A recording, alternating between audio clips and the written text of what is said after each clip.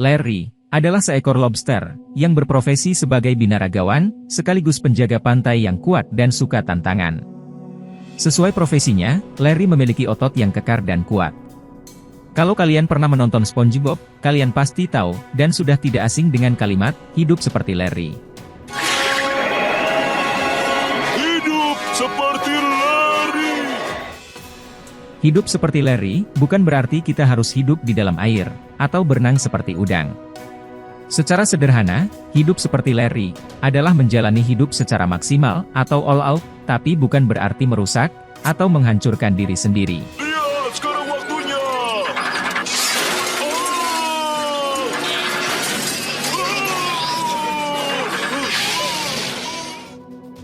Hidup maksimal tak semudah yang kita bayangkan. Walaupun semua orang mengaku suka tantangan, tapi kenyataannya tidak demikian.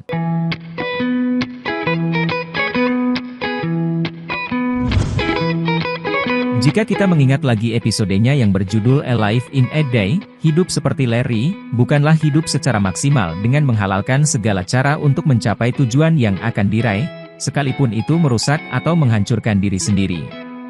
Menjadi Larry, yang kebahagiaannya tidak dikebiri, akibat terlalu sibuk ikut-ikutan apa yang sedang jadi tren di kalangan anak-anak muda. Menjadi Larry, yang bebas berselancar kapan saja, dan pandai mengambil kesempatan yang muncul di hadapannya. Dalam episode itu, Larry sedang mengolok-olok SpongeBob dan Patrick sebagai seorang pecundang, karena tidak menjalani hidup yang penuh bahaya dan tantangan, seperti yang dia lakukan. Filosofi hidup seperti Larry, menuntut kita untuk keluar dari zona nyaman. Namun, keluar dari zona nyaman yang dilakukan Patrick dan SpongeBob, adalah contoh yang tidak benar. Mereka memaksakan diri untuk tampil all out demi mendapat pujian orang lain, layaknya pujian yang didapatkan oleh Larry. Motivasi keluar dari zona nyaman, mungkin cocok buat kalian yang punya jiwa ambisius dan tahan banting. Tapi, berusaha realistis dengan kehidupan seperti Squidward jugalah penting, agar tidak salah kaprah seperti yang dilakukan oleh SpongeBob dan Patrick. Jika kita lihat dari pengertiannya, comfort zone alias zona nyaman, adalah sebuah kondisi, di mana seseorang merasa aman menjalani hari-hari yang rendah risiko, tanpa kekhawatiran, namun juga terhenti. Namun seringkali, untuk keluar dari zona nyaman, kita selalu dilema dengan work-life balance. Sudah susah-susah berusaha agar nyaman, kok malah disuruh keluar. Ada kutipan menarik dari Charles Darwin, bukan yang kuat yang bertahan, tapi yang bisa menyesuaikan diri dengan perubahan. Istilah keluar dari zona nyaman, sepertinya harus diganti dengan memperluas zona nyaman, walaupun istilah ini sepertinya juga kurang cocok. Daripada terus memperdebatkan istilah, mari kita masuk ke pemahaman filosofis, yang mungkin bisa menjelaskan. Jalaluddin Rumi, salah satu tokoh di dalam tradisi Sufi Islam pernah menulis, larilah dari apa yang nyaman. Lupakan kenyamanan. Hiduplah di tempat kamu takut untuk hidup. Hancurkan reputasimu, jadilah pribadi yang kontroversial. Saya telah mencoba hidup dengan perencanaan yang bijak. Mulai sekarang, saya akan menjadi gila. Tampaknya, Rumi sadar bahwa kenyamanan adalah musuh dari kehidupan. Inti dari kehidupan adalah penciptaan terus-menerus atau kreativitas. Kenyamanan akan membuat kehidupan menjadi busuk. Ia memenjara orang di dalam kenikmatan yang menghisap hidupnya terus-menerus secara perlahan. Kenyamanan membuat orang terlena dan kesadarannya menurun. Ia menjadi lemah dan lambat. Sebaliknya, tantangan dan masalah akan membuat orang sadar serta terjaga. Inilah inti kehidupan yang sesungguhnya. Walaupun kita sudah berhati-hati, namun, di dalam hidup yang rapuh ini, tidak ada keamanan. Setiap detik, kematian selalu ada di depan mata. Hidup ini bagaikan telur di ujung tanduk. Sangat rapuh.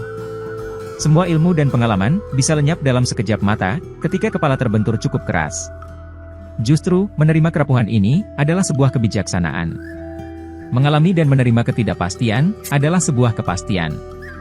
Disinilah orang bisa sungguh berlindung dan menemukan kedamaian. Kematian bukanlah hal yang perlu ditakuti. Kematian adalah jalan menuju kebahagiaan tertinggi. Bagi mereka yang percaya surga, maka surgalah kebahagiaan mereka. Bagi yang percaya nirwana, maka nirwanalah kebahagiaan mereka. Bahkan bagi yang percaya pada kenihilan, maka kenihilan dan keterlepasan dari kehidupanlah yang menjadi kebahagiaan mereka. Rumi juga mengajak kita meninggalkan rumah, yang memberikan rasa aman dan nyaman. Ia mengajak kita hidup di tempat yang mengundang ketakutan besar. Ketakutan adalah musuh terbesar manusia. Ia hanya bisa dilampaui dengan dihadapi sepenuhnya. Dengan cara ini, ketakutan pun bisa menampilkan wajah sebenarnya. Ketakutan tak lebih dari kepalsuan belaka. Ia hanya sensasi fisik semata yang mudah sekali lenyap ditelan perubahan. Dengan pemahaman ini, orang bisa keluar dari rasa takut dan hidup dalam kedamaian yang sebenarnya. Rumi juga mengajak kita menjadi manusia yang kontroversial. Artinya, kita siap membongkar tradisi yang ada. Kita siap mempertanyakan pandangan-pandangan lama yang sudah membusuk, dan kita juga siap dibenci karena melakukan itu semua. Kita siap terkenal sebagai sang pemberontak. Kita siap dianggap sebagai orang yang tak bisa diatur dan berantakan. Itu semua dilakukan untuk membongkar kemunafikan dan kebusukan cara berpikir yang ada. Bahkan, seperti para pemikir besar dalam sejarah, kita siap disalahpahami dan dibunuh karenanya. Friedrich Nietzsche, pemikir Jerman, kiranya banyak belajar dari Rumi. Keduanya menegaskan, kita tak boleh hidup menjadi manusia pengecut. Kita tak boleh hanya ikut arus, tanpa sikap kritis. Kita tak boleh hidup nyaman dan aman, di dalam kedangkalan kita. Dan kita pun tak boleh dikurung oleh rasa takut, yang sesungguhnya adalah penipu belaka. Dalam arti ini, kita perlu menjadi gila. Kita perlu mempertanyakan cara hidup kebanyakan orang. Kita perlu mempertanyakan kedangkalan dan kebodohan yang tersebar luas dan dalam. Justru dengan gila, kita menjadi sepenuhnya waras. Kita menjadi manusia seutuhnya, yang hidup dengan segala warnanya. Dalam kehidupan anak muda, dikenal istilah YOLO, You Only Live Once. Istilah ini banyak digaungkan, yang bertujuan, agar kita memberanikan diri untuk melakukan apapun yang kita mau, walau risiko yang akan dihadapi sangat fatal. Istilah filsafat untuk YOLO, ialah absurdisme. Sederhananya, tidak ada makna dalam hidup bagi manusia, alias ketidakjelasan hidup. Namun, kosongnya makna dalam hidup, justru tidak menjadi kabar buruk bagi manusia, melainkan menjadi pemicu bagi manusia untuk melakukan apapun, dan menerima ketidakjelasan dalam hidup untuk bertahan. Pada akhirnya, harus kita sadari, bahwa hidup memang sekali. Mati pun juga hanya sekali. Entah jalan apa yang sekarang kita tempuh, adalah baik bagi kita untuk berpikir, bahwa hanya kali ini dan detik inilah, hidup kita bisa maksimal. Maksimalkan apa yang ada sekarang, dan cintailah setiap detiknya. Karena, semakin kita cinta pada hidup ini, secara tidak sadar, kita semakin cinta pada kematian itu sendiri. You only live once, so, live a good life. Memang, kita diharuskan untuk menikmati hidup. Namun dalam hidup, kita perlu memikirkan tentang risiko, ketika risiko itu malah akan menghancurkan kita di masa depan. Terlebih, risiko itu berdampak kepada orang lain. Jadi, nikmatilah hidup dengan bebas, namun juga bijak. Beginilah hidup seperti Larry. Tunggu Patrick, aku kira aku salah tanggap. Hidup seperti Larry bukan mencari masalah dan mempertaruhkan segalanya yang membahayakan hidupmu. Itu terlalu berbahaya, Patrick.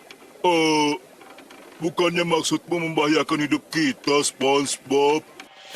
Jika kita kembali ke topik hidup seperti Larry, ternyata, Larry bukan hanya tidak takut dengan tantangan. Larry juga suka membantu temannya. Karena memang pekerjaannya menjaga pantai, dia diharuskan untuk selalu membantu orang yang membutuhkan. Selain itu, dalam episode Larry the Floor Manager, Larry menggantikan Tuan Krab untuk menjadi manajer di Krusty Krab, karena melihat Tuan Krab terlihat lelah bekerja. Di setiap episode kemunculannya, Larry juga selalu menjaga kesehatannya. Mulai dari workout, hingga menjaga pola makan dan pola tidurnya sehari-hari. Jadi jika kita ringkas, hidup seperti Larry, bukanlah melakukan hal-hal ekstrim, tetapi harus menjadi bermanfaat bagi diri sendiri, dan juga orang lain. Oh, begitu ya. Dan itu kata terakhir darimu, begitu? Iya. Aku kasihan padamu.